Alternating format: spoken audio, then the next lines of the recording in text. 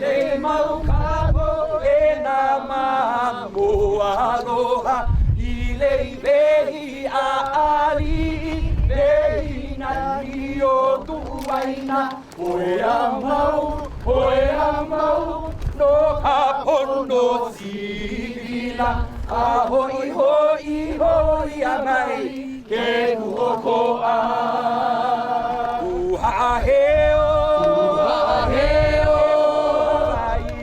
Today really is to mark the legacy for our Mo'opuna and their Mo'opuna and Mo'opuna to come and to provide not just Hawaii, the way in which to engage with those who dehumanize us. But this is us to really show the world our humanity. I feel the aloha of all our people, and I feel our kapu aloha is even stronger.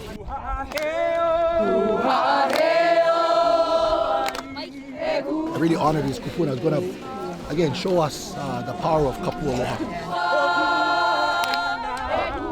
They were just asked to leave the road, but they haven't been formally arrested.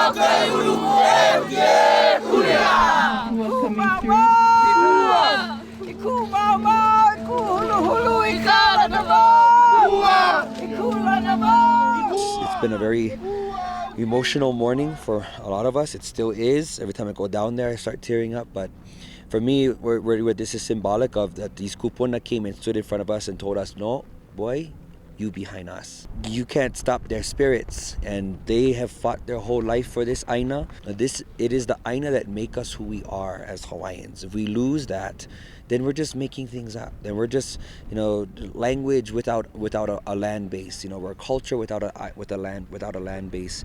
We're locked out of these places. If we forget about the places and only think about the structures built upon them, that's not the essence of who we are. You look into our culture, everything is rooted in care for the aina. No matter what your practice or your profession is, there's always a link back to your kuleana, back to Papahan Naumoku. And Tipua Kanahed, I mention her again because I come from that lineage of learning. She is the mother of my kumu's kumu. And to be standing here to see her come up and support and all of these kupuna. Some of the kupuna here, they're very instrumental in the Hawaiian movement. Some of them have been very instrumental in our communities. Some of them are just our ohana. But they're like, I'm coming, and you can't tell a kupuna no. So we just do the best to make sure that they are safe, that they are comfortable. Even difficult, they asked us that they wanted silence. We gave them that. We were going to stand in front and like, you're not taking our kupuna. They said, open up the way. So that is our kupuna, standing strong to show that, if our kupuna can, then namakua, na'opio, we better. Ku kia I mauna! Ku kia I mauna!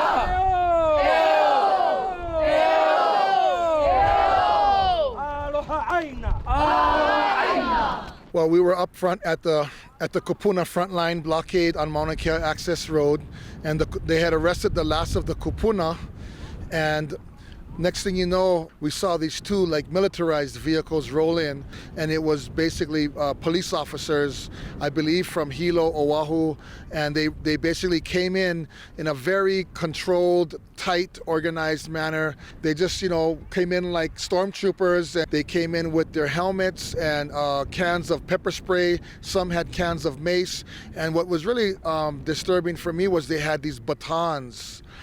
But it ended up being this intense rolling from the law enforcement. Now they basically escalated. So immediately, a lot of our young women formed the blockade. They locked arms 3 layers deep. They blocked off the road in front of the kupuna.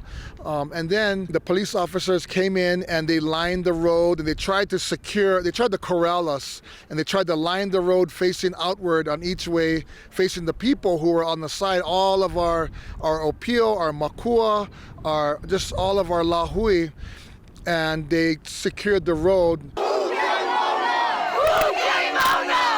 There was an intense standoff. No longer we protest. Stay off the road. Not take action. For about 4 hours, they kept announcing on this LRAD-looking PA system that we were violating these rules, laws, and we need to clear the road, and we're being notified to clear the road, and everyone refused to clear the road. But we were very organized in our approach. All of our people along the side of the road exercised great kapu aloha discipline, and they listened to our leadership. Don't give these guys any reason to escalate. They're not bad people. One day they're gonna be on our side. And they maintained their composure and their discipline. We refused to move. Docare officer Kamakau started to work with us, and it slowly diffused. And they pulled out all the officers. It wasn't an easy, quick thing. It was still tense, and there was still a lot of distrust, and it was a slow process, but we got it to the point, and they left, and we're still holding space. We still have Mauna Kea Access Road. The kupuna are still there. The women are still there. We haven't made any concessions on our holding space. If anything, we have a temporary reprieve. Our kupuna can rest, can eat, and we're still exactly where we were when we started. We haven't given up anything. And the officers, too, can go home and rest and eat. And I think it's a win-win for the day. Tomorrow's a new day, and we're going to be here. We're going to hold space. We're going to continue to protect Mauna Kea. We're not going anywhere. This was another day in this long standoff. And I'm hoping that at some point the state wakes up and realizes that it's not worth it for the state, and that the state tells TMT, sorry, we can't help you, you gotta go.